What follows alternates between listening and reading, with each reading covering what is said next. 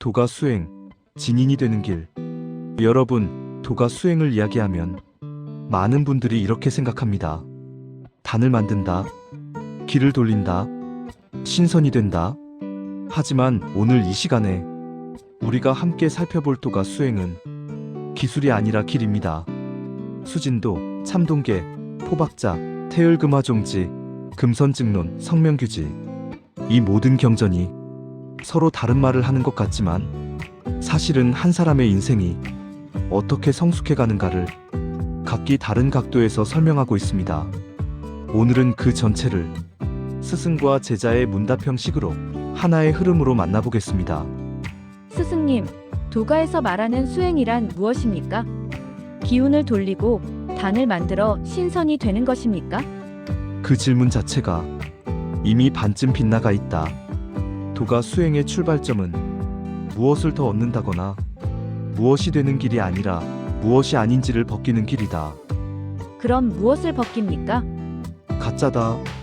욕망에 끌려다니는 나, 비교로 굳어진 나, 두려움으로 움츠린 나, 애씀으로 만든 나, 즉 후천적으로 만들어진 나를 말한다. 새로운 인간이 되는 길이 아니라 본래 인간으로 돌아가는 길이다. 수진도에서는 이렇게 말한다. 참을 닦는 자는 가짜를 되돌린다. 그럼 수행은 어디서부터 시작합니까? 머리부터 하면 병이 된다. 먼저 몸과 삶이 흩어지지 않아야 한다. 몸부터 안정시켜라. 이것을 연정이라 한다. 연정이란 욕망을 끊는 것입니까? 아니다. 연정이란 욕망을 억누르거나 끊는 것이 아니라 생명력이 새거나 흩어지지 않게 하는 것이다. 그래서 참동계에서는 새는 구멍을 닫아라 라고 했다. 욕망을 죄악시하면 반드시 병이 된다. 정이란 욕망 이전의 생명 저장고다. 연정이란 그 생명력이 새지 않게 하는 것이다. 성명규지는 말한다. 본성은 밝으나 생명력이 허하면 도가 서지 않는다. 욕망을 없애지 않아도 됩니까? 불을 끄지 말고 난로 안에 넣어라. 그러면 불은 사람을 태우지는 않는다. 2단계에서 중요한 것은 명상보다 생활의 안정이다. 잠은 잘 자는가? 먹는 것은 지나치지 않은가? 관계가 파괴적이지 않은가? 이게 무너지면 그 위의 수행은 전부 환상이다. 몸이 안정되면 다음은 무엇입니까? 들고 나는 호흡이 잔잔해지고 고요해진다. 기운이 스스로 조화를 이룬다. 길을 돌려야 합니까? 길을 억지로 돌리려 하면 이미 어긋난다. 참동계는 말한다. 물과 불은 이미 조화를 이룬다. 즉 조화를 만들려고 애쓰는 순간 조화는 깨진다. 그러면 저는 무엇을 해야 합니까? 아무것도 하지 말고 어지럽히거나 흐트러뜨리지 마라. 그렇게 하다 보니 마음이 맑아집니다. 생각이 줄고 모든 것이 분명해집니다. 이것이 깨달음입니까? 아니다. 그때가 가장 위험한 지점이다. 여기가 가장 많은 수행자가 멈춰 죽는 자리다. 왜 위험합니까? 2단계에서 생기는 밝음과 고요를 내가 얻었다고 착각하기 때문이다. 이때 생기는 병을 도가에서는 신병이라 한다. 여기에 이르면 직관이 과도해지고 남을 판단하고 스스로 특별하다고 느끼기 시작한다. 즉 깨달음이 가까워진 게 아니라 자아가 마지막으로 발악하는 지점에 도달한 것이다. 그래서 참동계는 경고한다. 밝음을 좇으면 미친다. 그렇지만 이 밝음은 무엇입니까? 문 앞의 등불이다. 집은 아니다. 하지만 이 상태가 너무 편안합니다. 이대로 살고 싶습니다. 고요하고 비어 있으니 고요하고 밝은 이 상태에 머물고 싶습니다. 그 마음이 바로 공병이다. 포박자는 단호하고 냉정하게 말한다. 고요와 비운 상태에 머무를 뿐 변화하지 않으면 죽은 도다. 그럼 어떻게 해야 합니까? 다시 삶으로 내려와서 살아라. 다시 일하고 다시 책임지고 다시 관계 속으로 들어가야 한다.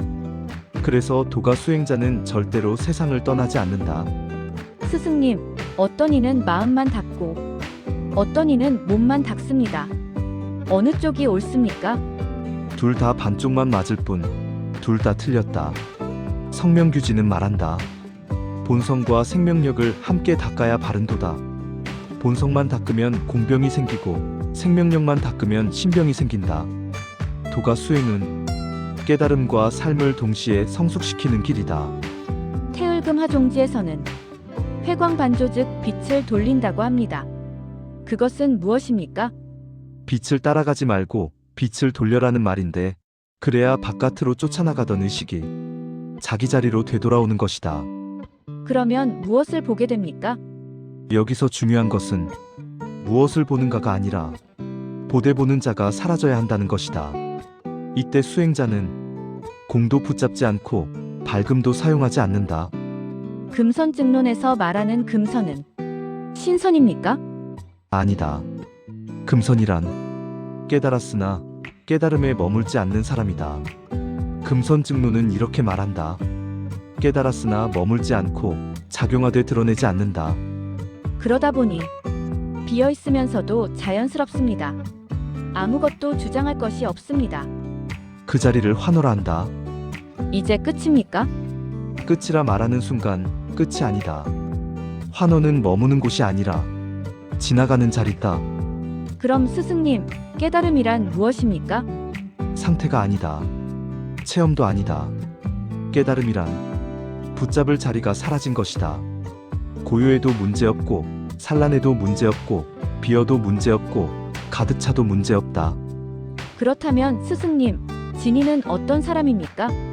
장자는 이렇게 말한다. 참 사람은 좋고 싫음으로 스스로를 해치지 않는다. 진이는 특별해 보이지 않고 가르치려 하지 않고 주장하지 않고 조용하고 자기 이야기를 하지 않으며 삶을 떠나지 않는다. 하지만 함께 있으면 사람들이 편해진다. 스승님, 진인이 되는 길을 한 문장으로 말해 주십시오. 좋다. 잘 새겨라. 도가 수행의 완성은 어떤 체험도 능력도 아니다. 수행이 깊어질수록 깨달았다는 생각이 사라지고 그냥 살아감만 남는다. 도를 얻었어도 도를 말하지 않으니 점점 수행자가 아닌 사람처럼 보일 것이다. 그때가 바로 도가에서 말하는 깨달음이며 진인이 되는 순간이다. 도가의 수행은 신선이 되는 길이 아니라 사람이 끝까지 사람으로 남는 길이다.